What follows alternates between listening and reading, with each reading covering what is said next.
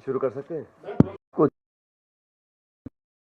में किस समाज के लोग किन हालात में रह रहे हैं, उनकी शैक्षिक सामाजिक क्या परिस्थितियां हैं। तमाम विरोध के बावजूद जब देश में भाजपा और सरकार को लगा कि अब देश जागरूक हो चुका है और हम जो मांग कर रहे हैं वो ऐसी मांग है जिसको आप बहुत दिन तक वो ठुकरा नहीं सकते हैं, तो अचानक सरकार ने जाति जनगणना को स्वीकार किया और हमारी मांग को माना।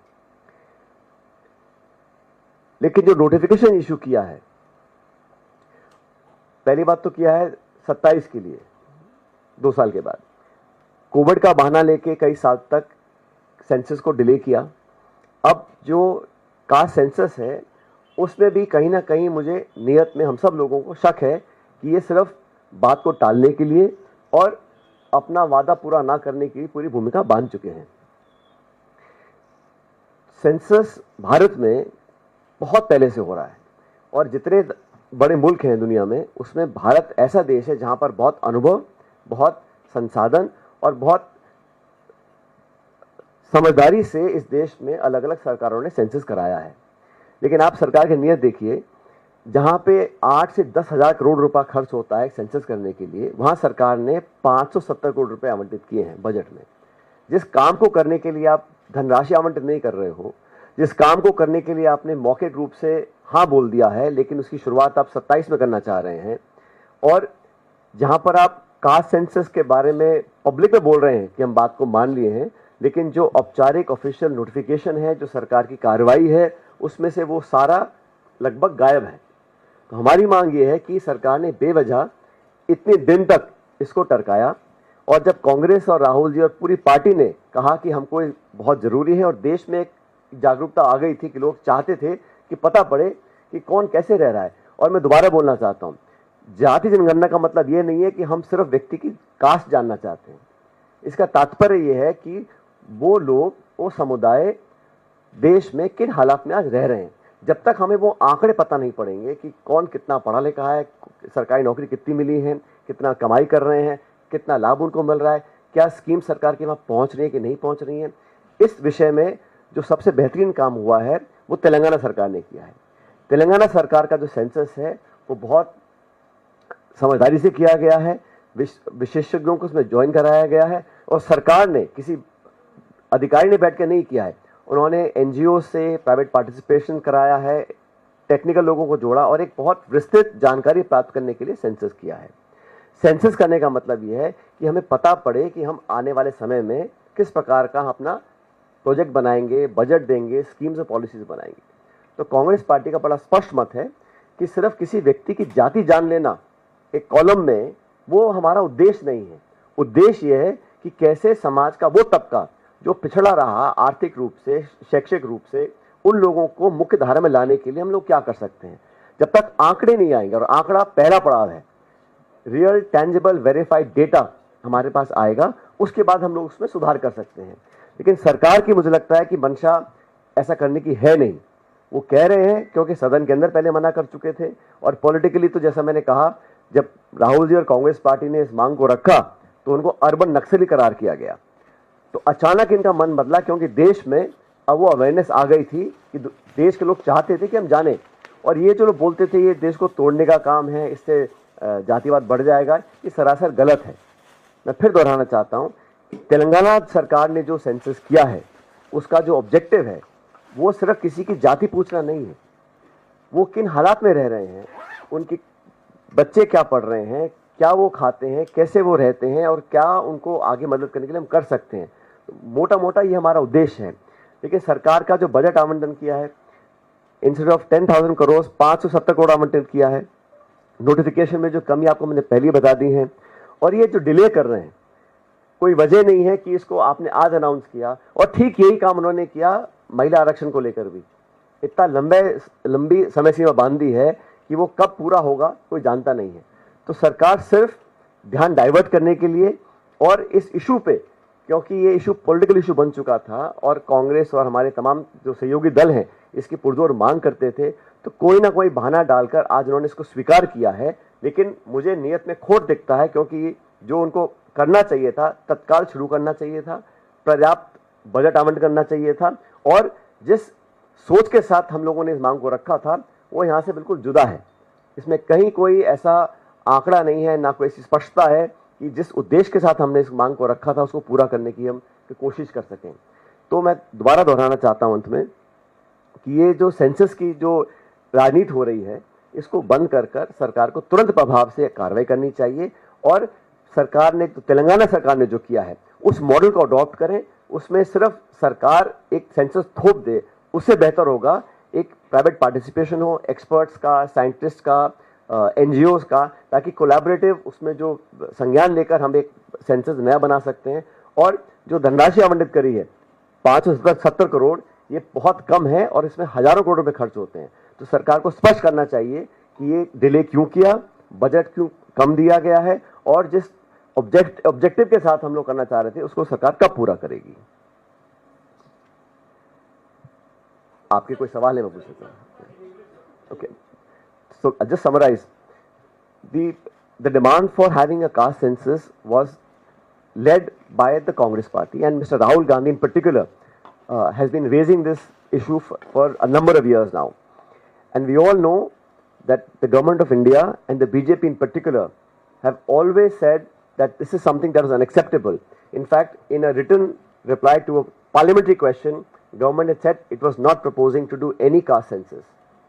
Because of the forceful demand of the party and Mr. Gandhi, the current government has now yielded and announced a caste census. But the facts and the figures state something totally different. They want to start the census in 2027. The money required for a full census is about 10,000 crores. Government has allocated 574 crores. And the main issue is that when we say we wanted a caste census, the objective was to know exactly in what conditions people of India are living, those who have been deprived, who are not in the mainstream, how much have they got education, how much access do they have to government schemes and policy programs, in what economic conditions are they living, what is their net spending, household incomes. All that is required for us to do better policy formulation. Idea is not just to collect data of an individual's caste or a household's caste. The objective is to know exactly in what conditions these families are living and how we can better curate our policies to substantially help the livelihoods of those people. Unless we have tangible data, no state government and no central government can actually do targeted interventions. And that is what we wanted to do. In that regard, Telangana has done a splendid job. That caste census was done by including members of the private sector, NGOs, experts and scientists in the field, so that you have an expansive collaborative effort where you genuinely make an effort to know the real status of families living and households living in conditions that perhaps we are not aware of. But the government of the day yielded to the pressure of the Congress party and Mr. Gandhi and has done announcements. But if you look at the notification, there is no mention of the kind of survey we wanted to get done. The amount of money that has been allotted is pittance compared to what is required. So I fear that the BJP, initially if you recall when the BJP was in opposition, they opposed the Aadhaar cards, they opposed GST, they opposed FDI in retail, they opposed FDI in defense, they opposed GST. But when they came to government, all of those they wanted to implement and take credit for it. Similarly, the caste census was a Congress issue. Mr. Gandhi and everybody else asked for this. They said, they called us urban Naxals, and they were not agreeable to accept this demand. Now, when they sense the mood of the country, they have accepted in principle, but I think there is a lot of confusion and a lot of dissatisfaction in what we had asked for. So I urge the government to come out clear and not keep giving extended deadlines, under allocation of budgets. And again, the idea is to know exactly the status of people living in India, and this is the perfect way for us to do it. Unfortunately, I think the intention of the government is just to buy time, grab headlines, and manage the narrative. So you are saying that there was. I hear you.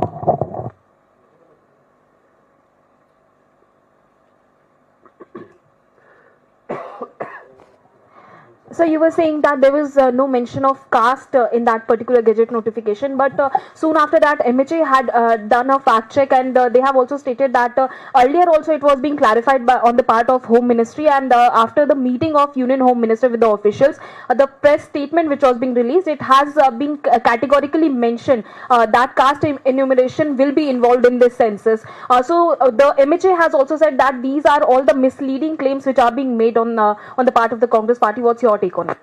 Well, the amount of money allocated in the current financial year is 574 crores. The actual quantum money required is in thousands of crores. Second, like I mentioned to you earlier, the idea that we have been raising is not just to know the caste of an individual.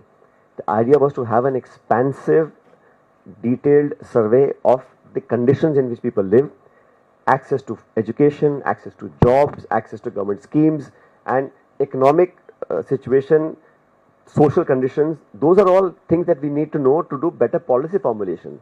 The objective of the exercise is not just to get the name and the caste of a person.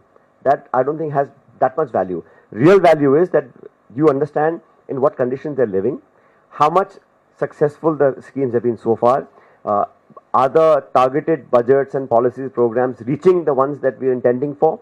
So that's what Mr. Gandhi says, X-ray of the country. That is what we require to be done. And it requires not just government efforts, it requires participation from NGOs, experts in the field, so that you have, like I said, Telangana government has done a very extensive survey. That should be the model adopted by the government of India. That's what we're seeking.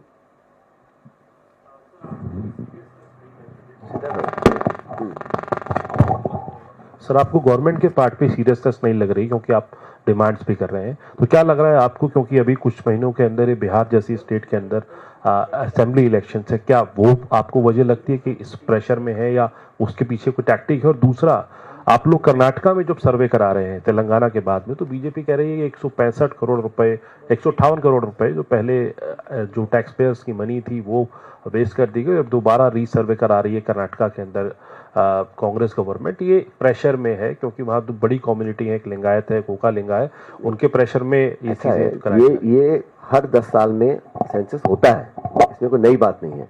लेकिन इस बार क्योंकि हम चाह रहे थे कि इसमें जनगणना व्यापक हो और सबकी जानकारी स्पष्ट रूप से आ जाए और उसमें जाति भी इंक्लूड करी जाए, क्योंकि मुझे लगा, हमको लगता था कांग्रेस पार्टी में कि जब तक हम वो आंकड़े सामने लेकर नहीं आएंगे, और मुझे नहीं लगता कि किसी एक जाति या एक समाज की बात है, ये पूरे देश का सेंसस हो रहा है।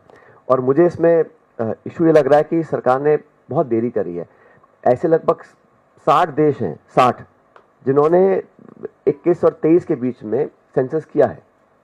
तो ये जो बहानेबाजी होती है काम को टालने की, और जैसा मैंने पहले भी कहा, ये हेडलाइन मैनेजमेंट और इशू से कैसे बच के निकलना है। अगर आपको करना था तो महिला आरक्षण का जो आपने बिल पास कराया कब लागू होगा किसी को पता ही नहीं है, तो ये सब अनाउंस कर देते हैं और फिर अपनी सुविधा अनुसार इसको टारगेट करते हैं। तो हम चाह रहे हैं इसमें विलंब ना हो, क्योंकि और ये एक बार जब शुरू हो जाएगा तो चेंज नहीं हो सकता है। इसलिए पहले से ही हम लोगों ने उदाहरण दिया है कि तेलंगाना का पूरा देख लीजिए, और इसमें कोई छोटे बड़े की बात नहीं है। अगर कहीं कुछ काम अच्छा हुआ है, उसके अच्छे परिणाम आए हैं, तो उसको कंसल्ट करने में सरकार को बहुत ज़्यादा इशू नहीं आना चाहिए। जी, मेरा सवाल ये है कि जो आपने इंग्लिश में बोला है, जिसका जवाब दिया है, कल गृह मंत्रालय ने इस पर पूरा स्पष्टीकरण देते हुए तारीख भी गिनाई थी, 30 अप्रैल का जिक्र किया, 4 जून का, 15 जून का, और लिंक भी शेयर किए और कहा कि एक भ्रामक प्रचार किया जा रहा है कि इसको लेकर जाति जनगणना का जिक्र नहीं है, बल्कि पहले तो हो चुका है। दूसरा सवाल ये कि क्या तेलंगाना मॉडल के अलावा भी आपका कुछ सुझाव रहेगा, या तेलंगाना मॉडल पर ही अब आप जोर देंगे और इसकी मांग पुरजोर तरीके से करेंगे? ये अबाउट टर्न जो है ना, जुलाई 2021 में सरकार ने लोकसभा में कहा, मैं कोट कर रहा हूं, no such decision regarding caste inclusion in census. सितंबर 2021 में सुप्रीम कोर्ट में सरकार ने एफिडेविट दिया और कहा कि कास्ट सेंसस एक्सक्लूड किया जाएगा, सिर्फ SC/ST इंक्लूड किया जाएगा, और एक कॉन्शियस पॉलिसी निर्णय है।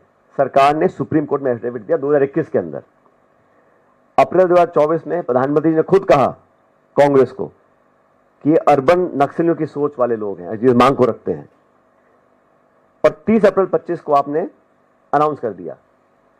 तो ये सब जो पूरा घटनाक्रम है पिछले सालों का, इसको देखकर इसमें मैं कहां भ्रम फैला रहा हूं? मैं आपको डेट के साथ कह रहा हूं सरकार ने लोकसभा में क्या कहा, सुप्रीम कोर्ट में क्या कहा, भाषणों में क्या कहा, और अब आपने अनाउंस कर दिया है। तो किस इन बातों को देखकर कैसे भरोसा किया जाए कि इनकी नीयत साफ है? और हम तो कह रहे हैं आप पैसा ढंग से अलॉट कर दीजिए, जो जरूरत है। 10,000 करोड़ रुपए चाहिए, आपने 570 करोड़ रुपए दिए हैं, तो कहां से सेंसस पूरा होगा? और जो हम मांग कर रहे हैं कि हम लोग चाहते हैं कि पूरा व्यापक सर्वे हो, पता पड़े सोशल, एजुकेशनल, पॉलिटिकल, फाइनेंशियल उनकी क्या सिचुएशन है, कैसे जब तक उसमें इंक्लूड नहीं करेंगे या उसकी रूपरेखा नहीं बनाएंगे तो आंकड़ा आएगा कैसे? ये सिर्फ खाना पूर्ति के लिए आपने कास्ट का नाम डाल दिया ताकि इशू खत्म हो जाए और आगे निकल जाइएगा। हमारा उद्देश्य ये नहीं, हमारा उद्देश्य नहीं है कि हम किसको श्रेय लें, लेकिन ये बात सच है। इसकी मांग आई कहां से थी? किस भाजपा के नेता ने पहली बार कहा कि कास्ट सेंसस होना चाहिए? हमेशा आप मना करते रहे, आप मजाक उड़ाते रहे, आप कोस रहे थे हम लोगों को। अब एकदम से जो मन परिवर्तित हुआ है तो सोचना पड़ेगा ना क्यों हुआ है। हुआ है तो सच में हुआ है या ऊपर से कर रहे हैं? क्योंकि जो आंकड़े हैं वो मैच नहीं करते ना। अगर नियत साफ होती तो 1.5 साल क्यों इंतजार करते? 30 अप्रैल को कह रहे हैं कि हम 27 में करेंगे, क्यों? बाकी 60 देशों ने किया है सेंसस, कोविड के बहाने से आपने डिले किया, लेकिन अब क्यों डिले कर रहे हैं? ठीक जो महिला आरक्षण को लेकर उन्होंने जो स्थिति बना रखी है निर्णय की, अनाउंस कर दिया, लागू कब होगा पता नहीं। ऐसा क्यों? और जवाब देने को तैयार नहीं है। आप आरटीआई लगा लीजिए, जवाब नहीं आएगा। आप लोकसभा पूछ लीजिए, जवाब नहीं आएगा। हम पूछ रहे हैं तो कह रहे हैं आप भ्रम फैला रहे हैं। इसमें कहां भ्रम फैला है? जो मैंने आज बात रखी है ये कहां भ्रमित करने वाली है? हम सरकार से आग्रह कर रहे हैं कि जो आपने कहा वो कर लीजिएगा, अच्छी तरह कर लीजिएगा। सर, मेरा एक सवाल है, क्योंकि अपकमिंग डेज में मॉनसून सेशन भी होने वाला है और प्रीवियस सेशन में आप लोगों ने इस मांग को उठाया, जिसके बाद जो है नोटिफिकेशन जारी की गई है, लेकिन आप लोग पर्टिकुलरली कास्ट सेंसस की बात करें तो अपकमिंग मॉनसून सेशन में क्या कांग्रेस पार्टी इस विषय को संसद के भीतर उठाएगी? हम तो इसको बहुत पहले से उठाते आ रहे हैं, सदन के अंदर भी सदन के बाहर भी।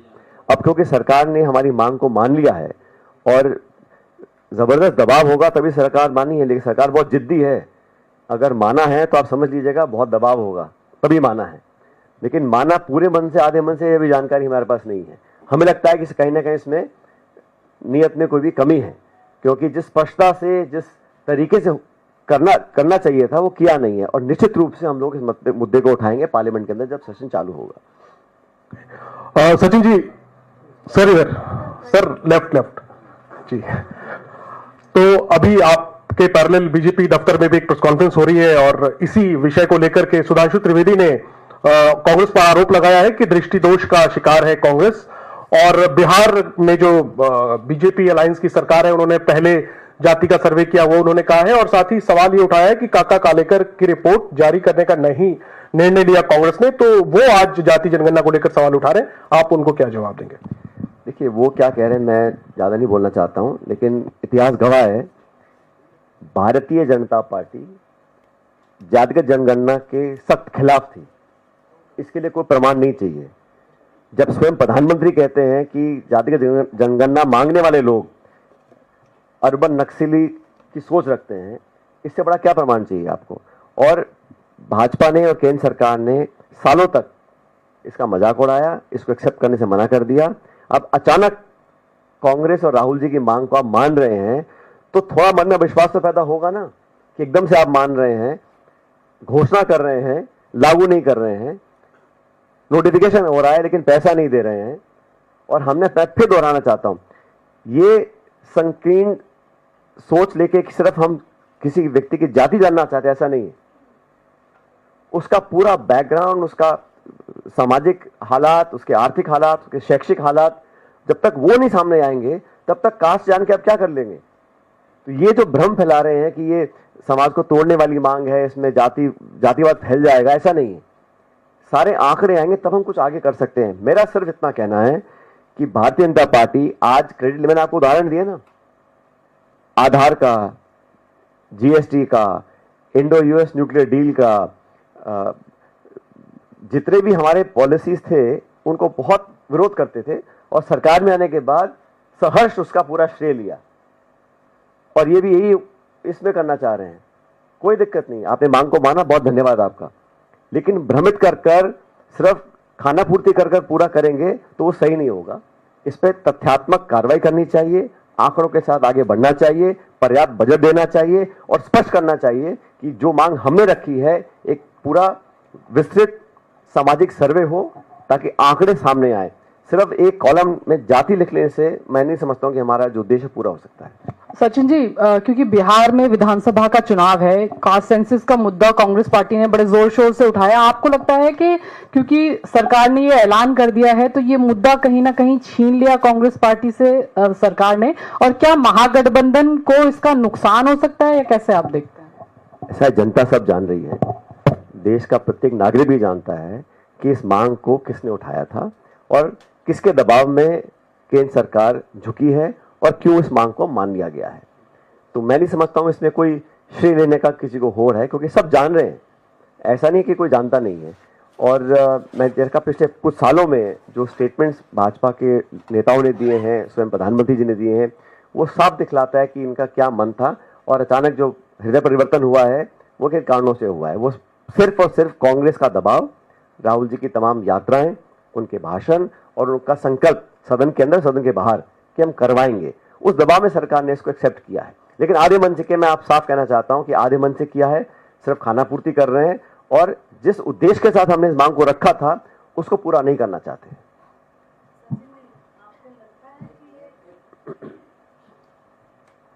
सचिन जी, आपको लगता है पिछले 10 साल में आज तक कोई डाटा, किसी चीज का डाटा इस सरकार ने नहीं रखा है, और जो काम भी किया है, चाहे पीएम केयर फंड हो, चाहे इलेक्ट्रल बॉन्ड हो, कोई भी काम किया है आधा अधूरा और सिर्फ एमएसएमई हो और सिर्फ बातें ज्यादा करी है और काम कम किया है, कटनी करने में अंतर है। तो आपको लगता है ये ठीक से करा पाएंगे?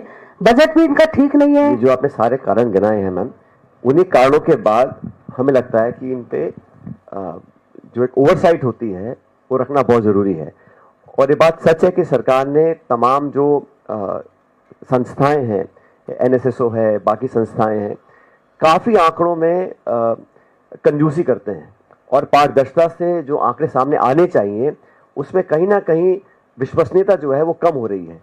और ये मैं विपक्ष में इसलिए नहीं कह रहा हूं, जनता देश विदेश में समझ रही है कि जो आंकड़े हैं उसकी गुणवत्ता, उसकी विश्वसनीयता पर संदेह लोगों को हो रहा है। इसलिए बहुत जरूरी है कि हम लोग सतर्क रहें और हकीकत सामने लेकर आएं। और सिर्फ आलोचना करने के लिए विपक्ष में नहीं है, हम जो सकारात्मक सुझाव दे रहे हैं सरकार को बड़ा मन रखकर उनको एक्सेप्ट करना चाहिए। और जैसा मैंने कहा, कई बार हमने मांग रखी थी, आप पार्लियामेंट सेशन बुला लीजिएगा, ऑल पार्टी मीटिंग होती है, पीएम उसमें आते नहीं है, सेशन आप बुला नहीं रहे हैं जिस मुद्दे को लेकर हमने कहा था।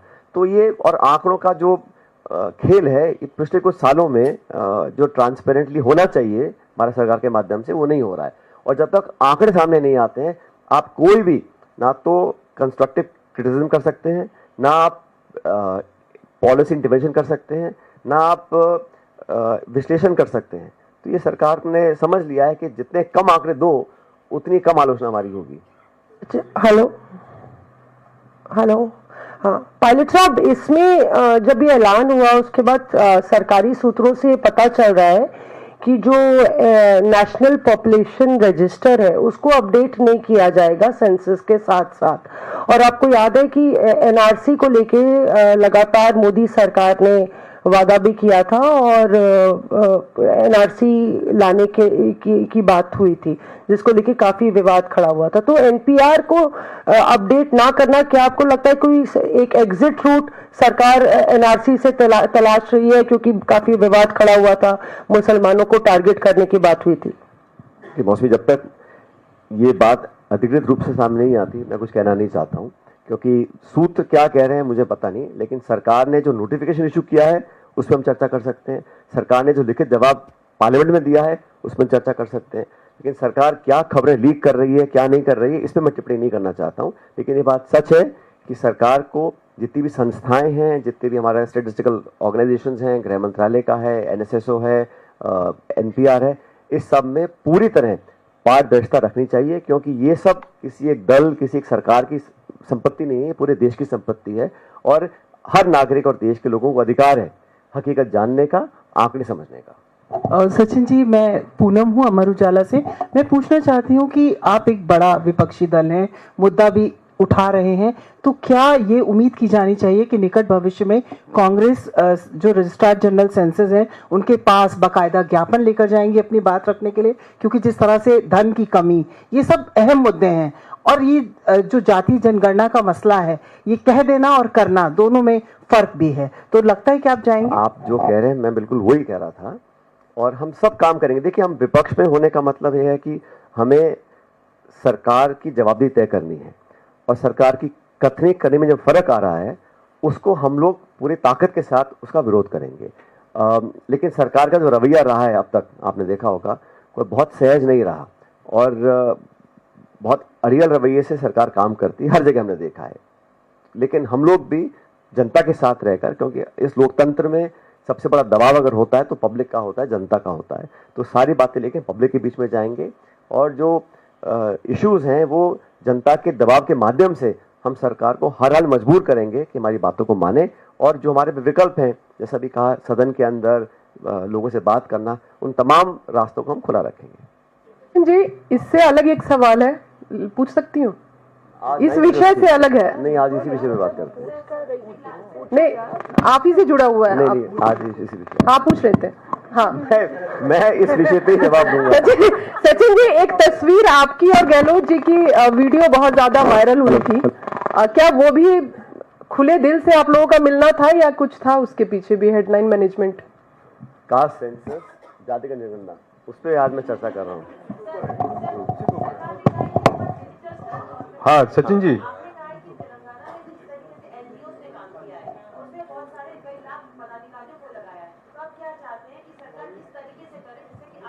देखिए, सरकार जो भी तरीका अडॉप्ट करे, कंसल्टेटिव हो, लोगों के सुझाव लिए जाएं, और जो अगर बेस्ट प्रैक्टिसेस हमारे सामने आ रही हैं तो उसमें कुछ सुझाव लेने में कोई किसी को आपत्ति नहीं आनी चाहिए। और क्योंकि अब आईटी इनेबल्ड सर्विसेज से अगर हम मदद लेंगे तो कम समय और कम लगेगा, पहले समय ज़्यादा लगता था, लेकिन ये डेटा वेरीफाइबल हो, ऑथेंटिक हो, टेंजिबल हो, और उपयोग में लाने लायक हो।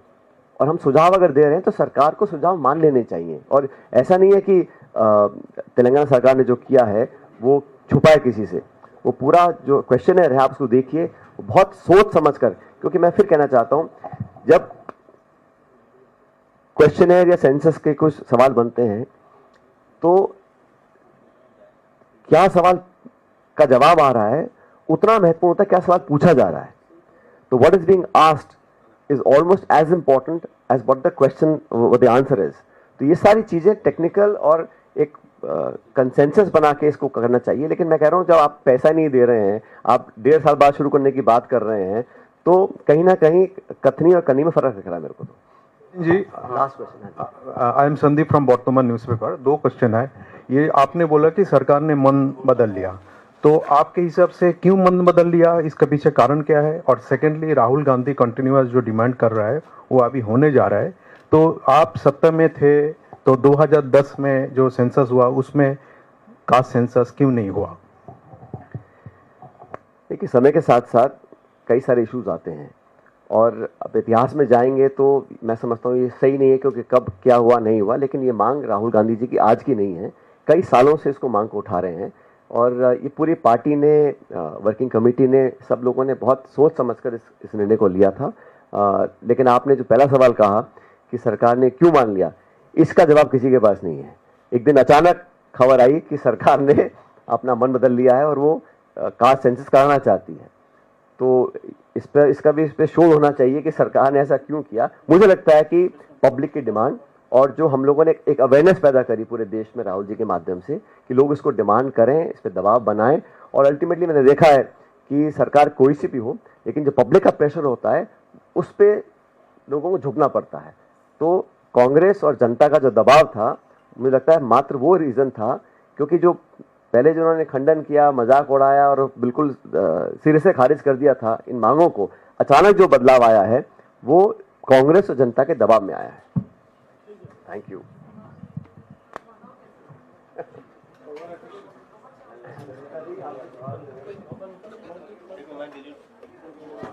किसका माइक?